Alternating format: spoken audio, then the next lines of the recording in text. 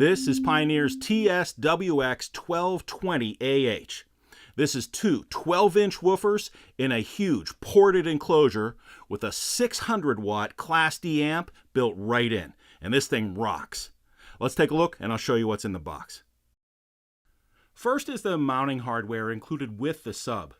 There are 4 heavy metal mounting brackets and mounting screws to securely mount the woofer in the vehicle. This is the power and ground cable connection block. You'll connect the power, ground, and system control cables here. A tool is included to tighten the wire connections in the block. Positive and negative are clearly marked on the block, and system control is in the middle. Here is the signal input. If you're using RCA connections directly from the in-dash receiver, just plug your RCAs in here. If you're using speaker level inputs, cut these RCA connections off and make the speaker level connections through these same wires. Here is the bass level knob. You can see it's very slim and can easily be mounted under the dash without worry of banging your knee against it when you're moving in and out of your vehicle. Mounting screws are included in the hardware pack. The bass level knob connects to the subwoofer amplifier through this cable. The cable's about 18 feet long for very flexible installation. And here's the owner's manual. The slot-ported bass reflex enclosure is designed by Pioneer's speaker engineering team for optimal performance with these subwoofers. The innovative trapezoid shape of the enclosure is designed for high rigidity and to reduce internal standing waves, while also increasing installation flexibility.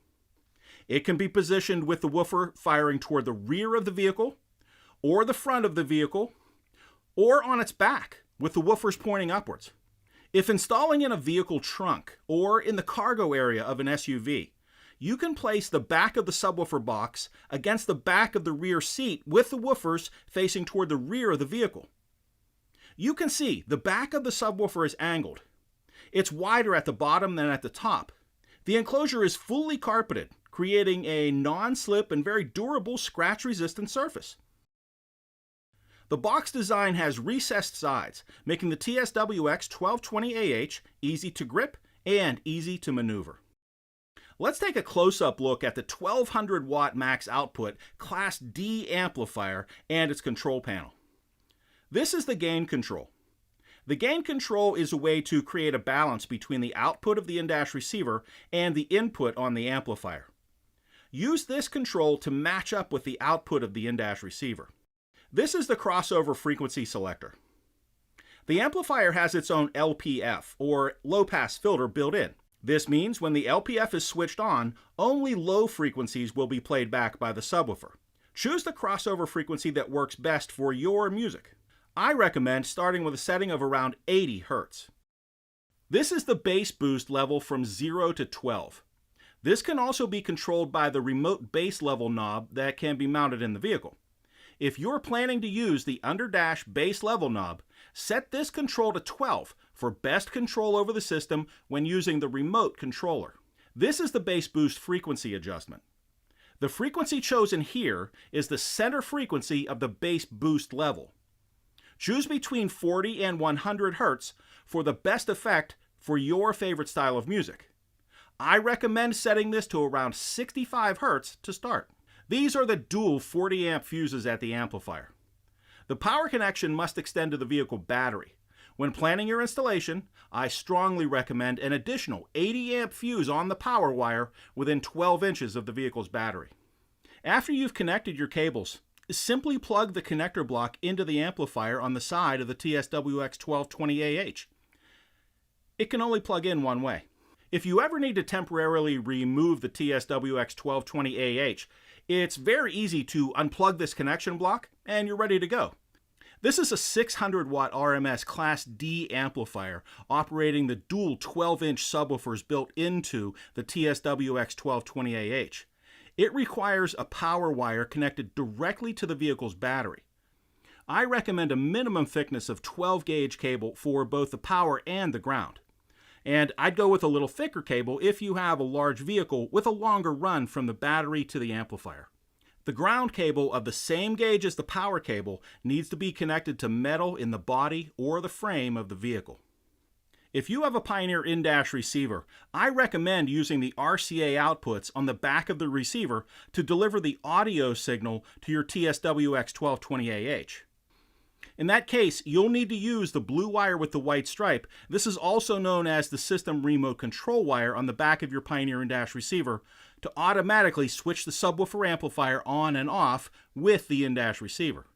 If you're using speaker level input to deliver the audio signal to the amplifier, in most cases, the system remote control wire won't be needed. If you choose to use it, the remote base level knob connection cable will plug in right here. The input signal connector plugs in right here. Use this switch to select the input signal type. The sub can operate on either RCA level input with a direct connection to the in-dash receiver, or with speaker level input. Set this switch according to your installation. If you're using RCA input from an in-dash receiver, select RCA. If you're using speaker level input, select SP line. Next is the LPF or low pass filter on-off switch. If you're using a low pass filter crossover on your in-dash receiver and it's connected directly to the subwoofer through RCA cables, you can set this switch to off. If you don't have an LPF or a low pass filter on the in-dash receiver, or if you don't know if you have an LPF on the receiver, be sure to set this switch to on. This is the phase control. It can be set to either normal or reverse phase. Try both of these settings in your vehicle. Depending upon several factors, including subwoofer placement in the vehicle and crossover settings, one of these phase control settings may sound significantly better than the other. Choose the one that works best for you. And the power indicator is here. The indicator will light up in blue when the system is on and functioning correctly. A red light, or a flashing light, or no light indicates a power or ground issue. This is the Pioneer TS-WX1220AH. It's a dual 12-inch subwoofer and a slot-ported bass reflex enclosure system. The slot-type port is tuned at 63 Hz.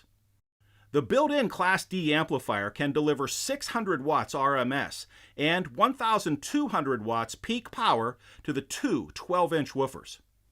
Frequency response is from 20 Hz to 2,900 Hz. The box measures 29 3/8 across, 17.5 inches deep at the bottom, and 15 3/4 inches high. It can operate with RCA or speaker level input, and has a bass level knob included. And that is Pioneer's TS-WX1220AH. Two 12-inch woofers in a ported enclosure with a 600-watt Class D amp built right in, and what's in the box.